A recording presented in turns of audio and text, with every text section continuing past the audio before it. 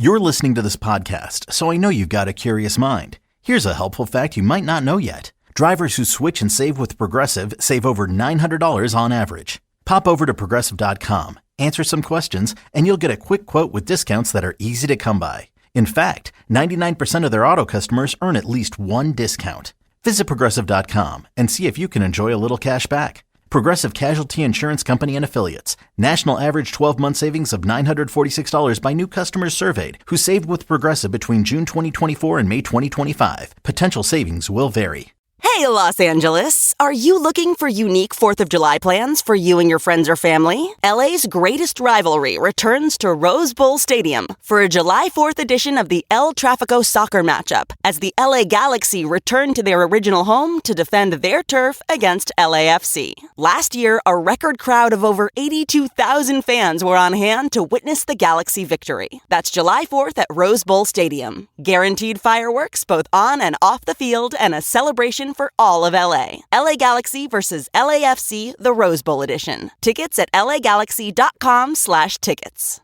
Welcome back to Now, No Opportunity Wasted. I'm your host, Angelica Ross. Today, we have a very important conversation with one of the co-directors of the documentary film Israelism, Erin Axelman. And if anyone that is listening is close to Tiffany Haddish, please kindly share this episode with her. I saw that Tiffany took to social media and saying that she was flying to Israel to see for herself and to find a husband. Sweetie, not there. Not in Israel. Not going along with that foolishness. So I'm not going to waste any time dragging Tiffany, but ultimately we need to recognize that Tiffany is still a Black Jewish person who needs to discover the truth about Israel's occupation and genocide on the people of Gaza for herself. But instead of flying to Israel, girl, all you had to do was press play on this life-changing documentary, Israelism. It has forever changed and altered my understanding of this conflict between Palestine and Israel to realize it's not complicated, it's corrupt, as my friend Marianne Williamson would say. And today's quote from Buddhism, Day by Day, couldn't be any more timely. Quote, "No discrimination exists in Nichiren Buddhism. Nichiren teaches that the Buddha and all people are absolutely equal. Chanting Nam Myoho Renge Kyo with faith in this point is a matter of the utmost importance. Doing so is to embrace the Lotus Sutra. It is also an act of succeeding to the heritage of Buddhism. In this light, we can say that the gist of the teaching of the Lotus Sutra is that all people are equal."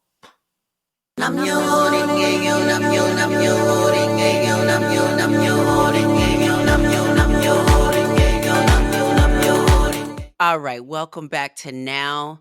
I am sitting now with an incredible person who is doing incredible things. Welcome to Now, Erin Axelman. Welcome. Hey, thank you for being here. Again, you're doing amazing things. It's really cool to get to talk with you. Thank you so much, but I have to say, I am known. I am someone who is known to shake the table. But when I tell you that Israelism, the film, that is how you shake the table, ladies and gentlemen. Whenever you get a chance to see this film, run. Do not walk. Run to go see this film. When we talk about seeing films and wanting to leave the theater changed, forever changed, this absolutely 1000% is it. I have so many comments, so many questions, so many things. I guess I'll start with the fact that, like, with this film, you are about to go. So you are one of the co-directors. Am I correct? And co-producers. Yes. So, but how did this even come about? Let's even just start there. How did this project come about? Yeah, it took us a long time. It took us 7 years to make. So we started in 2016, and it's very roughly based off my own story. Not exactly. It's more closely based off the stories of many of my closest friends, but certainly my own story as well. I grew up in a tiny town in rural Maine. So my parents, my mom, I was telling you, my mom is from Wisconsin, my dad's from Philadelphia, and but they were kind of hippies and they wanted to live in the middle of the woods, so they brought me to rural Maine, and I was one of the few Jewish kids in my high school, and I also I realized that I was queer when I was 15. I fought it for a very long time. Of course, I didn't accept it. as we usually do when we Yep. first Yep. find those things out. Yeah, Yes. yeah. But as a young person, I didn't. It was very difficult for me to form a positive identity because I was made fun of for being Jewish. I experienced. I grew up in like Trump country, so it was like it was like 20% hippies, which was great, and then like 80%. Trump folks, and that was the dominant culture in my public high school. And so, Wow. both being one of the few Jewish kids, and then also realizing at a very young age that I was queer, I later came out as bi and trans and stuff. It took me a very long time. It was very hard for me to kind of find a positive identity. And it was interesting for my bar mitzvah. I was given a bunch of very pro-Israel novels, and I went to Hebrew school as a young person, but our rabbi actually didn't talk about Israel that much. He was like in his 70s or 80s when he was teaching me, and so he was born well before the state of Israel was created, and he was a Zionist. He talked about it but very infrequently. To him, Judaism was just Judaism. It was the Torah. Israel was something else, but the important thing to talk about was Judaism from his perspective. And so Israel wasn't a huge part of my life. But then for my bar mitzvah, I was given all these novels, pro-Israel novels. And as someone who really had never formulated a really positive Jewish identity, again, it made me feel different. It made me feel embarrassed to a certain extent because people made fun of me. I read about these stories of Israel, and I was like, oh my God, this is what it means to be a Jewish person. Like, so it was the story that's presented to us, the kind of traditional pro-Israel narrative. It makes Israel seem absolutely incredible, right? It Mm-hmm. basically is, Mm-hmm. it's the light at the end of the tunnel after millennia and centuries of anti-Semitism. My family fled violent anti-Semitism around 100 years ago in Eastern Europe. Israel is seen as, the saving grace. It's finally, after all this oppression, we finally have our own state. And we Mm-hmm. finally have redefined ourselves and created this brand new Jewish identity, and we're returning to our homeland, right? It's the narrative that's given to you, and so it's an amazing narrative, especially as a young person. It's like, oh my God, I can be part of this. I can be part of this rebirth of the Jewish people, and I can be part of kind of creating, being part of this amazing renewal. And so for a couple of years in high school, I became an ardent, Zionist, as pro-Israel as you can get. I began wearing a Star of David necklace around my neck. It became my way of connecting to Judaism. It really became my way of feeling like I was part of a community. Because I wasn't part of a big Jewish community, it made me feel connected. Absolutely. And then my senior year of high school, you could do it, my random public high school in rural Maine, you could do an independent study. And I had this truly amazing teacher who the film is partly dedicated to. And I was going to do an independent study on the history of Israel. And you made a documentary at the end of it. I've been doing documentary stuff as an amateur for a very long time. And I was going So to do that one on the you're so history of you're Israel. saying that was a part of one of the assignments at the end of it was to make sort of a documentary? Exactly. And so the goal going into the independent study was to make obviously a very pro-Israel documentary about the history of Israel. But pretty early on, and he knew that, he knew I was a really left-wing person. And at one point, early on, he was kind of confused that I was so pro-Israel because he knew I was a really progressive person. And he was neither Jewish or Palestinian. So at one point early in the year, he asked me, he said, do you know anything about Palestinian history? And Mhm. No, I wait, said, so no. who was this that asked you this? It was just this truly amazing teacher I had So this in was my the teacher of your independent study yeah, at my public high school, of random your public public high high school, and school. he Okay. changed my life in Wow. profound ways. Because I said no, because the narratives that we read never talk about Palestinians. They mention Arabs, if anything, and they only talk about Palestinians as an obstacle to the dreams of the Zionist movement or to the Israeli state, and never as a full-fledged people who have their own rich history and civilization. And so I said, no, I don't know anything about Palestinian history. So over this course this year, he gave me all these amazing history books, both by Palestinian authors as well as left-wing Israeli authors, that talk openly about the Nakba and the occupation. And it made me realize that I'd fallen in love with a one-dimensional story, with a story that was not the whole, was not everything, right? And how we learn about Israel is very similar to how we learn about America in public schools, and that we learn about America as this amazing, brand new country formed from refugees, one of the first democracies of the modern world. but that there's no room for Native Americans in that narrative. And similarly, there's no room for Palestinians in the traditional pro-Israel narrative. So I became Right. fascinated by why I'd fallen in love with that narrative that so obviously erased the Palestinians. And when I got to college, I met so many young people. So I began to change in high school. And I began to realize that I had not been told the full story and that I was missing a huge part of this narrative. When I got to college, I saw so many young people who were like the main characters in our film, who had gone to Jewish day school, who had a much more intense pro-Israel education than I had, and who really thought that they were doing a good thing, being the best Jewish versions of them that they could be by defending Israel, but they'd never met Palestinians. And I saw what happened over and over and over again when young Jewish students met Palestinians. And to their credit, I saw that they listened. And I began to see almost all the pro-Israel leaders on my campus begin doing work for pro-Palestinian human rights. I think for those who are listening, so many of us were not involved in sort of the conversation of this at all because what was fed to us was it's complicated. Yeah. And so for our listeners, one thing I want to do right now in this space as well and during this time is take the opportunity to make it a little less complicated.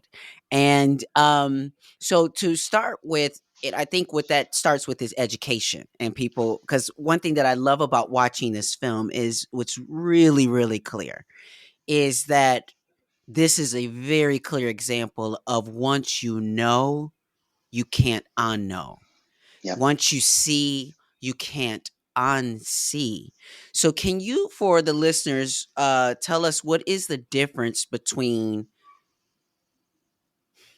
anti-Semitism and anti-Zionism? Because right now in the United States, we're seeing legislation being brought up across, even here in Georgia, where they're trying to conflate anti-Semitism and anti-Zionism. Can you explain for folks the difference?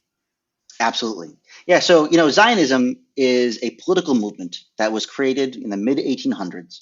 And it was basically, there was this problem that Jewish people had in Europe where we began to realize that Europe was not going to be a safe place to survive for Jewish people. And the Holocaust obviously proved that very right. And so people began thinking about, because of violent anti-Semitism, hatred towards Jewish people in Europe, we have to figure out something needs to change. We need to figure out some way to be safe. And so there's a variety of ideas about how to create Jewish safety. Most people actually just came to the U.S. The great majority of Jews, for most of the time, the first, actually, yeah. So from like the beginnings of Zionism until the 1920s or so, almost all Jews who realized they needed to get out of Europe came to the U.S. In the 1920s, the U.S. basically closed their doors to Jewish immigration because of a series of racist immigration laws. And so people began realizing that, how do we create Jewish safety if we can't basically get to the U.S. or Canada? And one of those ideas was Zionism. The idea that, and this was kind of around the time when nationalism was kind of becoming, a mainstream political idea, the idea that there's peoples and that those people should have their own country. Right. And there's many flaws with nationalism. There's many flaws with the idea of nationalism. But, if you think of it that way, it kind of makes sense initially. Right. The problem, and so many Jewish people began saying, okay, the only way we're going to be safe is if we create our own country. But the tragedy is that, we Jews are a diasporic people. We are scattered across the world. And that's not our fault. We didn't cause that. The Romans. Listen, as Black people, I understand, Exactly. honey. We are a diaspora as well. Yeah. So continue. Exactly. And so if we wanted to create our own country, it was essentially going to have to be where other people lived. Right. Mm-hmm. And, and the Zionist movement, some people, the basis was, Jews need to create their own state. And it became very clear pretty quickly that most people wanted that state to be in the land of Palestine. And the reasons for that were religious reasons. Our religion's based there. And again, we did live there. Whether we originated there or lived there, it's a complex question. Indigeneity is a complex question. But we did live there, but we were scattered by the Romans. And other people have lived there for the past 2,000 years. And there's always been other people in that land. Even if you take the Bible literally, which I don't, even the Bible says there was other people who lived there. We were not the only people who lived there. But the most important thing is that we had not lived there primarily for the past 2,000 years. There's always been some Jews there, but we were a very small proportion of the population. And so all of a sudden, these European Jews because they wanted safety, decided that they were going to create their own state, but in that land. And if they were going to do that, they were basically going to have to make those indigenous people who lived there either second-class citizens or expel them. And that's essentially what happened. Both those things happened, is that the Zionist movement began, again, moving people to that land with the idea not of living amongst those people, but taking it over for their own state. And so that's Zionism. And again, Zionism, it was one idea, one kind of solution to the problem of how do you create Jewish safety. But there's always been deep critiques of Zionism. Zionism, from my perspective, is a flawed ideology. Again, there's I mean, fair to me, critiques of it. it's basically colonization. Yes. For me, like when I'm thinking about the Native Americans, I'm thinking about, in the United States, how the Native Americans pretty much lost out in the fight because they didn't have a concept of land ownership. Not even a concept of it, because it's like we have a relationship to the land, and it's we give to the land and the land gives back to us and those sort of things. Uh, wh- to how does it like? Do you? I guess my question is, how does it happen? How do you think does it happen to say, okay, Israel has to create its own state, fresh off of escaping out of this oppression and the Holocaust and all these things. I'm wondering where the impetus, where the sort of impulse comes from to, I guess you don't see it as becoming the oppressor. I guess they don't see it in the moment as becoming the oppressor. Yeah, and that's what's so tragic about this is that again, Israel is a settler colony, like it is a colonial state. The difference is that and what makes it so tragic is that they were also refugees, right? They were both colonists and Correct. refugees, and you can be both. You can be both, and again, oppressed people can become oppressors pretty quickly. We're not the only people who that's happened to. But I think, some of, and again, there were some Zionists and there were some people who wanted to live in that land and coexist with the Palestinian people. And again, I have no issue with Jewish people living in that land with coexisting. The issue is that many people wanted to create essentially a Jewish only state, or a state that privileged the rights of Jews over everybody else.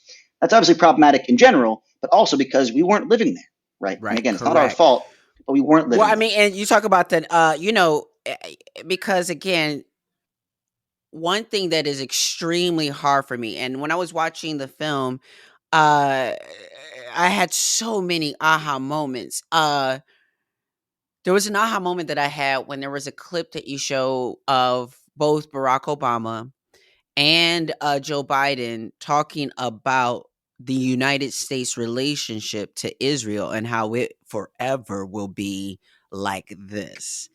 I have learned a lot, and I have learned a lot that I didn't know, that our history classes, things like that, did not tell us. It is very hard for me to believe that Barack Obama, that Biden, that Kamala Harris, that a lot of these folks are not aware of the events that took place before October 7th. But they all keep going back to October 7th. The fact that I'm just learning about things like the Nakba in 1948, and the first sort of genocide and pushing of Palestine people out of their homes, and like hearing actual stories from Palestine families who are not that far removed, because it ain't that long ago for some of them, who were talking about how they thought maybe they might have would have had an opportunity to return to their homes. And so when you look at the history of all of this, you see that this was never about Hamas. This was never about October 7th. This was like a continual plan.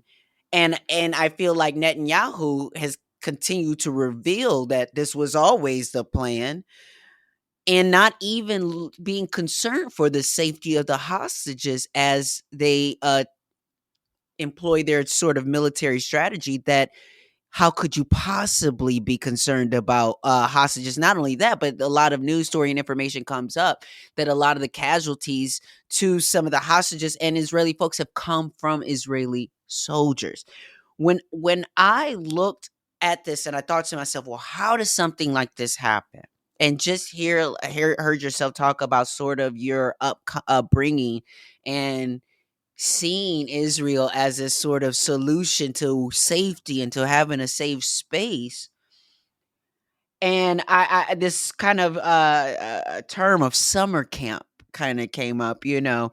Um, and as I looked at these summer camps, I kind of almost looked at, this is not, and very much not, an isolated situation where I look at like evangelical churches Very similar. Very and similar. how they Very similar. indoctrinate folks into Yep. believing the narrative that they have created about things. But then to see in these summer camps, the kids don military uniforms and sort of be conditioned from a very young age to see things in a sort of way and to also glamorize. Like I want to say, when I first was seeing sort of videos on TikTok and different things of Israeli soldiers, because I don't know what to believe half the time when you see videos on the internet, if something's like a deep fake, if it's AI, whatever. But I just kept seeing really attractive looking Israeli soldiers creating content, and then when I saw your film, I saw that it was kind of a part of the process of being like a rock star, like Yeah. almost a celebrity if you're in the Israeli military. Yeah, a lot of young, a lot of American Jews, we really glamorize the Israeli military. We really, look up to the Israeli military. And I think part of that is that, we Jewish people, were oppressed for so long, and we were victimized for so long. And there's, there's a lot of guilt about that we should have fought back or we should have defended ourselves. We couldn't have. There's nothing we could have done about the Holocaust. But I Plus, think like that, like there weren't moments when there was a resistance. It's just like with definitely there were slavery, and many moments. There was many people tried moments. to say that we didn't have. There were so many times when we tried to fight Exactly. back, but it was Exactly. what it was, and we were oppressed for a very long time, and Exactly. we have a lot of feelings that we're still healing from around that. Exactly. No, and I think we face such just unspeakable oppression that there's this impetus, this feeling that we need to be strong. We need to be strong. We need to have power, and we need to become the own writers of our destiny to a certain extent. And how that's played, and again, that's understandable. Like I understand where a lot of that comes Very, from, yes. totally. But tragically, the Palestinians are not responsible for our oppression. The Palestinians did not oppress us. It was Europeans that oppressed us. But we ended up essentially, the people who ended up having to deal with our trauma and who we traumatized were another group of people, were the Palestinians. Now, let me connect a few dots here, because so am I correct to believe like that the Holocaust and all of that was really at the center of all of that was white supremacy, Yes. was the fact that Jews weren't seen to be nowhere near the Yes. level of what they consider to be White. white and supreme Yeah. and worth respect and value and all of these different things. And so can you tell the folks as well what is pinkwashing? Yeah. Yeah. Pinkwashing is basically, so Israel basically tries to make it seem like it's a kind of beacon for queer rights. And it's this like amazing place to live if you're queer. And again, it is better than some places in the world. Just like But here in queer rights, America, but we can't just pretend like, like they're not trying to kill exactly, us every day by exactly, exactly. systemic violence. Yes. Yeah, and it's worse in Israel by a significant amount because there's no gay marriage in Israel. There's no even interracial marriage. If you're a Jewish person, you want to marry a Muslim person, there's actually, you have to basically go leave the country, get a marriage license, and come back. Marriage is overseen by something called the chief rabbinate, but it's basically it's a religious part of the government. So Israel again has some very, very disturbing policies when it comes to basic rights for queer people and for non-Jewish people. But Israel has kind of tried to make it seem like it's this just perfect place for queer rights, and basically being like, well, support us because we support queer people. And again, it is true that you can live a life as a queer person in Israel better than some parts of the world, but to make it seem like it's great is not true at all. Again, there's literally no gay marriage. And where people are the oppressed. reason why I even bring that up and to want to kind of connect that dot is to talk about again white supremacy and bring this back to white supremacy and what I think for our listeners to understand that a lot of this to understand that white people and people who are white passing Caucasian of descent, all of the different things are not necessarily the problem. The central problem is white supremacy, and it is something that affects even white people. Because if you are not okay, well, again, to the Nazis, if you didn't have blue eyes and white and weren't a certain kind of tone and blonde hair and all of that, you were not supreme. But let's take that even out into how, again, other folks who weren't of that then take on white supremacy because these are tools now of white supremacy. Because with the Holocaust, they had what they call the pink triangles, I believe, as well. Correct, is when how they were to mark queer folks or whatnot, and they were a part of the roundup too. They were a part of the first roundup, and they end up burning down one of the gender clinics, I believe, or getting rid of one of the gender clinics. Again, I'm speaking.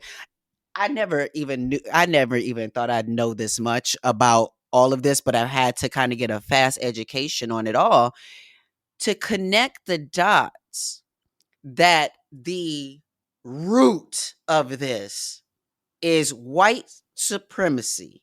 That's the root evil of this is white supremacy. And then you have people take up the tools of white supremacy because they see that it is a system that unfortunately over centuries has had results that benefit those who participate and align with that system. And so you have a rise in anti-Semitism. So we have Houston, America, Israel, Palestine. We all have a problem.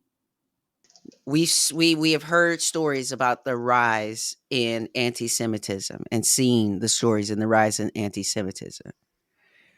I think also at one point some months ago we saw stories about the rise in Asian hate.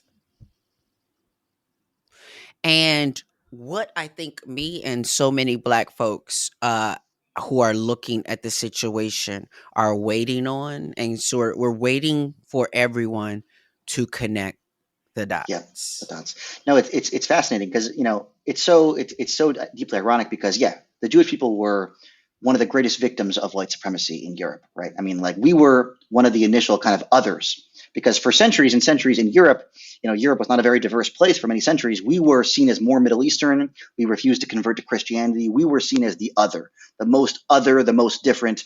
And it was an apartheid system. In many parts of Europe, Jews were not able to own land. There was different laws for Jews than there were for Christians. And we suffered from white supremacy. But Let me ask you that. Does that word apartheid exist in the Jewish mindset before this conversation with, because just as you mentioned with Germany or the Holocaust and things like that, and the apartheid aspect of that, is that a word that has been used and it is used to describe that before we were talking about the sort of situation with Israel and Palestine? Not exactly. I mean, so it's mostly used because it was a term coined by white South Africans called, it basically means separate or separateness in Afrikaans. And so it's become kind of, a useful term to describe any legal system in which people are separated by their race, in which there's different legal systems. But so it's a useful word. But again, Jim Crow was an apartheid system. Right. Mm-hmm. It was a system in which people had different legal rights. So it was before apartheid was turned, I think. And I love that you just brought that up because America loves to come up with cute terms and words for things like the Jim Crow. It sounds like an era, a fashion, something. It sounds like something other than what it was, which is apartheid. But Yeah, Please it was continue. apartheid. But yeah, so the word apartheid I think didn't come into being until the 40s. So before that, basically, but now it's a helpful term to describe any system in the present or in the past that basically separated people by race, in which you're a different legal system based on your race that you're born into. But what's so sad kind of about again our own history is that we were the victims of white supremacy, but then we took on a lot of the notions and a lot of the ideas of white supremacy. Even though again we Jews are considered white in some places, we're not considered white in some places. But we took a lot of the logic of white supremacy, of the idea of racial supremacy, and we applied it to Palestine. Because a lot of the ideas of Zionism, the very basic ideas, are based on the idea that we are more important than the Palestinian people, that our rights in that land are more important than the rights of the Palestinian people. And that's what's so tragic. Even American Jewish Yeah. people. That's another thing I learned from watching this is American Jewish people have more rights to the land Yes. than Than Palestinian. Palestinians. Yep. Oh my No, goodness. that's what's so crazy, and that's why, we talked about the Nakba earlier. Almost every Palestinian American that I know, their parents or grandparents were ethnically cleansed in 1948, and many of them are still around. I know Nakba survivors, right? Mm-hmm. And so people who literally were born in homes in Palestine, they cannot return to their homes. But I can go right now, maybe not now because Israel doesn't Right. like me that much, probably now, but right now, I as a Jewish person can go to Israel and get citizenship like that. Right? That's a system of racial supremacy, right? I've never lived in that land, right? Again, we have a deep historical tie to that land, but it's not, I didn't live there. Where someone who literally lived there in 1947 was kicked out of their homes, they cannot return. And that's the great tragedy of the situation for the Palestinian people is that they have nothing to do with our oppression, but they have been oppressed in quite profound ways, and it's truly heartbreaking, especially as someone again who has been, our people have been so oppressed for so long, and that's why so many American Jews are so heartbroken because we learn lessons about our own oppression, and we eventually learn that we are now oppressing other people, and that's why that's why there's so many American Jews when I was speaking out to the point where polling shows almost 40% of young Jews under 40, think Israel is committing the crime of apartheid. So there's a massive number of American Jews who now are willing to look reality in the eyes. We care deeply about being Jewish. Again, many of us have Israeli friends or family members, but we see apartheid. We know what apartheid looks like. We can see it, especially when you don't need to go there to see it. But when you go there, man, again, as you said, you can't unsee it. I learned about the occupation and the Nakba for the first time when I was 18. But I went there for the first time when I was 21. And Mm-hmm. man, when you go to the West Bank again, you see what apartheid South Africa looked like in the 70s and 80s. You see what colonization looks like in real time, and it is crazy. I think one of the most anti-Semitic things ever is the conflation of Judaism, of like a faith with a government will or folks know like this podcast, No Opportunity Wasted, is sort of contextualized within my Buddhist faith. Our I'm a member of an organization called the Soka Gakkai International. It's a lay Buddhist organization, and I say lay Buddhist organization because it has been around for a long time and it's been pretty radical. And it's actually I feel very blessed to have found this organization and community because of the radicalness of the faith. We stand firm in the fact that we are a lay Buddhist organization because we did have to separate at one point from the sort of priesthood because of this conflation that they were adamant about sort of joining with military forces, using religion to bless war, Yep. action and things like that. That are things that are very egregious when it comes to the spiritual world, especially Yep. something like Buddhism. And so, our president who just passed away in November, there's this quote he says, when a religion join hands with the authorities, it will ultimately find itself shackled, controlled by the government, and having lost its autonomy. Such a religion will inevitably discard its original purpose to work for people's happiness and sell its souls to those in power. Religion is used for horrible things. Again, Buddhism is such a peaceful, amazing religion, but there have been people throughout history, both historically and in the present, who use Buddhism for violent means. And that seems All so wild. religious Exactly. organizations have had Exactly. to evolve past very Yes. primitive ways of approaching spirituality. Yeah. No, and so again, our film talks about a lot that there has been this conflation between basically support for Israel and our religion. And again, if you take a step back, you can realize how dangerous that is. Again, like, do people think that, if you're Muslim, you need to support Saudi Arabia? That if like we can realize that that's ridiculous, right? We can realize that Saudi Arabia is a country, they have a government, and that government is totally separate from the religion of Islam. When it comes to Israel, partly because it's the only Jewish country, but also because we've invested so much into Israel, we've invested our identities into Israel. A lot of us want to believe that Israel and Judaism are the same thing. Judaism is a multiple thousands of year old religion. Israel has been around for 75 years, and like many other countries, has done horrible things. Again, America has done very similar things to Israel. America and Israel have very similar histories. Listen, there's a conversation that is happening and that is going to happen. And I think that those who have been in power for so long are truly have not been prepared for the tide that has been turning, and it has been turning for a minute, and it has Yep. been making its rounds around the world. I believe that the energy that we're seeing right now is the energy that we've seen with the UK, and sort of now people having a different perspective on the monarchy, on having a king or having a queen, and thinking about the fact that you still have the heads of some of our kings on display in your museum. You still have stolen goods from countries Oh yeah. on display. There's still a relationship that has not been atoned with some of these islands and things like that when it comes to colonization. And so I think there's a conversation as well as imperialism in America and all of this where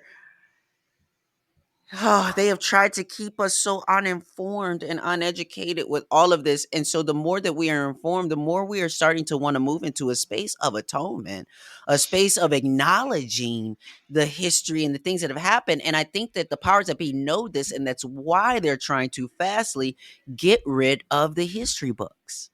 Totally. No, I mean, I always say when people say, why are you only criticizing Israel? I'm like, I'm not. I criticize America and Britain the exact same way. They've done, again, what America and Britain have done, very similar to what Israel's done, just on a much larger, scale. So it's like, I do criticize Israel, of course, but also I criticize those countries just the same. Like, I can look, all I'm trying to do is just look honestly at what's happened in history, right? And in America, we can do that and realize that we don't hate all Americans, right? I can talk honestly about the history of slavery, talk honestly about the history of ethnic cleansing of Native Americans. People don't think that I hate all Americans. Right. Whereas when I say the same things, when I look critically at Israeli history, people sometimes think that I hate all Israelis or even I hate all Jews when I'm Jewish. It's like all I'm trying to do is just be honest about the tragedies of our history. And I can do that, right, just like I talk about the tragedies of American history too.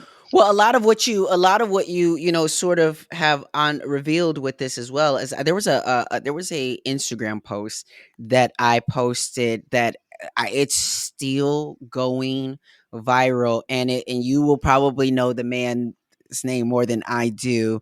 Uh, he has a family that is Holocaust survivors, and it's just like this clip that went viral of him sort of speaking to a Jewish woman who was basically using her tears as a weapon Norman in this. Finkelstein. Yes, absolutely, as a weapon in this moment. And I thought it was just such a powerful moment. And this is what I know about this moment and about what's going on right now.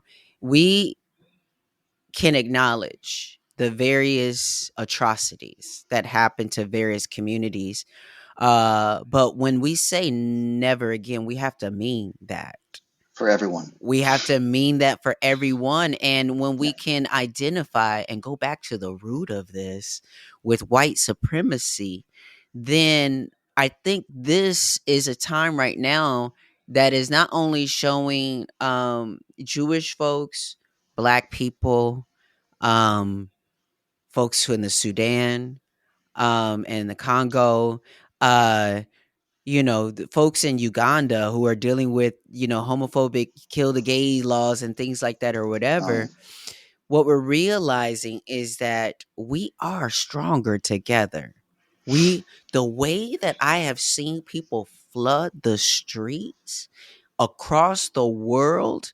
And I think that if we continue to do this at every intersection, but what I'm seeing right now, and it's not just Jewish people, it's not just Black people, it's not just white women. What I am seeing is this outrage that happens when something hits their front door. But where was the outrage when we're Yeah. talking about the racist police brutality and the things that are ravaging these neighborhoods? Where was the outrage when the Asian communities were being violent? Like, meaning we have to keep the same energy for white supremacy, because that is the culprit, not each other. This system of white supremacy, and to think that, you know, because a community of people went through such a horrific, brutal, ongoing slaughter of their people, and just something that is unimaginable and devastating, does not give them the right to then put that same energy on everybody else. Because I know that's why a lot of white people in America are stockpiling guns. Because I know there's a lot of what they call thin-skinned racist white people who are scared that Black people at some point are going to rise up and like put the same kind of violence and energy that we've experienced. And that's why we are so many times pushed into the space of grace, to always be pushed into forgiveness first, to be pushed into a space of this grace that is not given to us. Now, because there was just so much to unpack in my conversation with Erin and talking about their documentary Israelism, I just had to break this conversation into two parts. There's so much more we talked about. So tune in on Friday for part 2 of Israelism, Faith and Fallacy. But before we go, I want to drop just another Buddhist breadcrumb and discuss what exactly does chanting Nam Myoho Renge Kyo actually do. Simply put, chanting brings out our inner Buddha nature, our Buddhahood as we call it. And we just talked about this on Saturday at my local district Buddhist discussion meeting, and pointed out that there's a difference in what our days look like when we don't chant versus days when we are in perfect rhythm with our practice and we're chanting consistently, which for some of us looks like forgetting to chant at night, or not chanting for days or even weeks at a time, or chanting every single day. Each person's practice and journey looks different. The whole reason we chant is to activate our inner Buddha nature so that we can get that part of ourselves, the higher part of ourselves, the more wiser, more compassionate part, to respond to life's opportunities and challenges.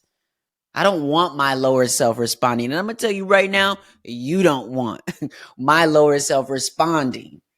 So I want us all to stop responding from our lower selves. And trust me, I am including myself in this read too. Because, catch me at the right time and it's on. So this week, I want us all to work on raising our life's vibrational frequency. And let's start responding from our Buddha nature. Start right now in the comment section this week. Before you leave that comment, chant Nam Myoho Renge Kyo 3 times and see if your Buddha nature doesn't give you a better response. Or maybe you got to have a difficult conversation with someone this week. So before you do, chant Nam Myoho Renge Kyo 3 times, privately, quietly to yourself, or loudly alone, as if you're releasing all anxiety, knowing that your higher self is going to know exactly how to respond. No opportunity wasted.